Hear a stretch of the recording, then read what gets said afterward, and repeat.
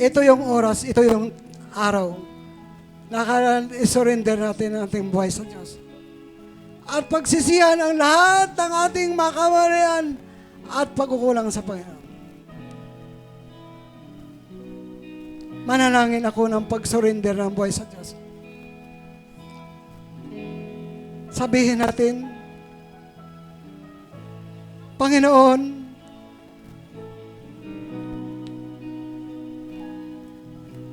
patawad po sa lahat ng aking kasalanan, sa lahat ng aking pagkukulang, sa lahat ng aking kalikuan, patawad po. Hinay ko ang habag mo. Patawad po sa kasakiman. Patawad po sa pagiging makasarili ko. Patawad po sa pag-iimbot ko. Patawad po sa kasinungalingan ko. Patawad po sa paglaban ko sa iyo. Sa rebellion, patawad, Panginoon. Sa lahat ng karamihan ko, kasalanan ko, patawarin mo ako. Hindi ko ang habag mo sa aking buhay. Linisin mo ako ng dugo mo. Mula sa ulo hanggang talampakan. Hugasan mo ako ng banal mong dugo na tumubo sa aking kasalanan.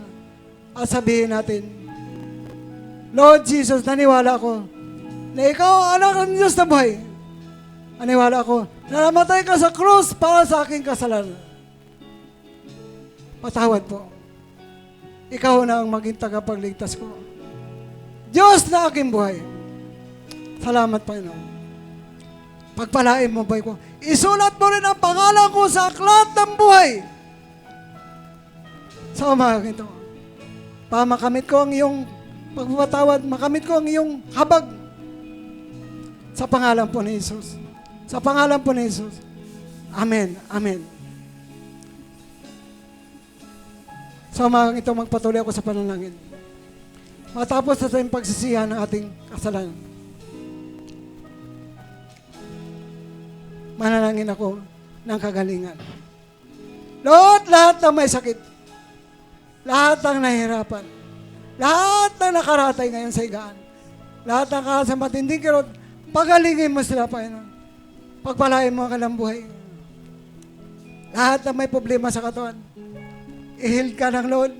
Sabi sa Isaiah 52 verse 5, dahil sa kasalanan natin, nasugatan siya. Nabubog siya dahil sa ating kasalanan. Gumaling tayo sa pahirap na tampas sa kanyang naranasan. Isaiah 40 verse 31, ngunit muling lumalakas at sumisigla ang nagtiwala sa Panginoon. Ang lakas natin tulad ng agila. Tayo tatakbo, hindi magpagod. Tayo lalakad, hindi manghina. Yan ang salita ng Diyos na dapat i-declare mo lagi sa iyong buhay.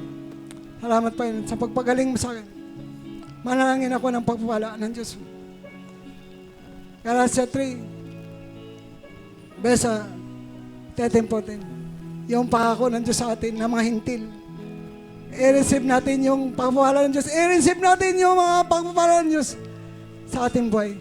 Sabi mo, dinideclare ko ang salita ng Diyos. Pinapahayag ko na ako'y pagpapalain ng Diyos sa araw na ito.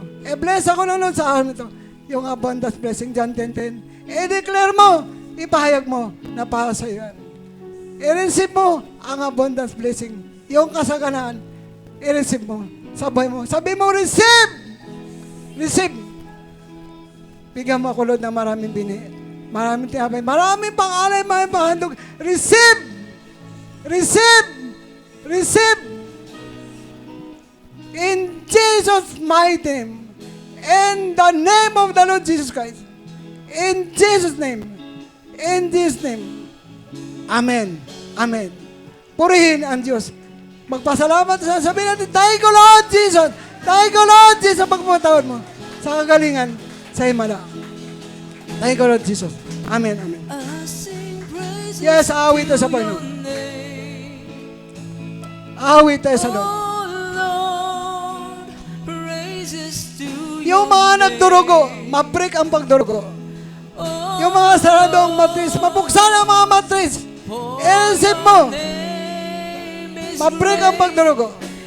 Mabuksan yung mga matris at magkaroon kayo ng mga anak. Maraming anak. In the mighty name of the Lord Jesus Christ. In Jesus' name. In Jesus' name. I-receive mo.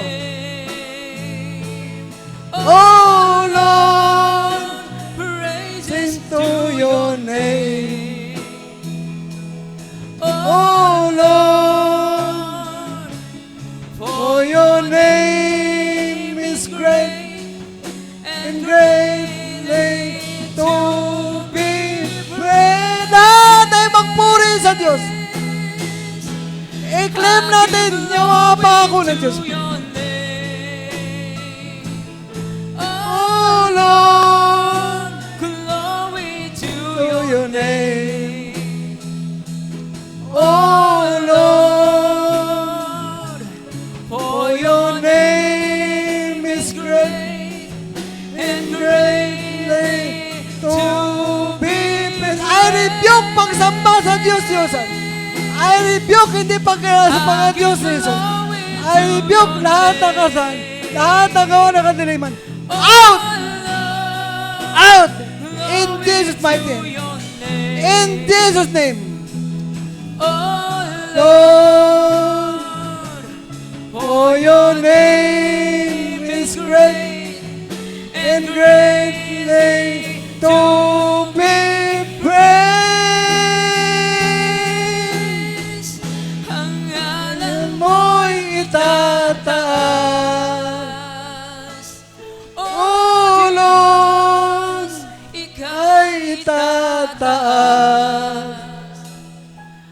Oh Lord, sapagkat ika'y dakila at tapat. Ngalan mo'y itataas. Lahat ng gawa ng kadiliman, out! ika'y itataas. Lapas in Jesus' mighty name. O Diyos, In the name of the Lord Jesus Christ, lapas lahat ng gawa. Pagkukulang pananawas, lapas! Di pagkilala sa mga Diyos ni Jesus. Lapas! ang ngalan Lan mo'y itataas. O Diyos, ika'y itataas. O Diyos, sapagkat at ika'y dakila at tapat.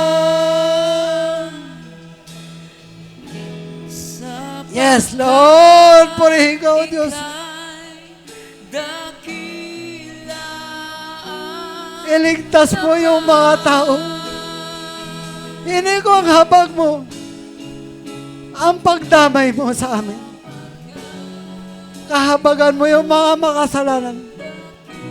Kilalanin ka nila bilang Diyos, bilang tagapagligtas ng aming buhay. Salamat po sa mga ito. Sa kaligtasan ng kaluluwa ng bawat isa. Sa kagalingan ng lahat ng karamdaman.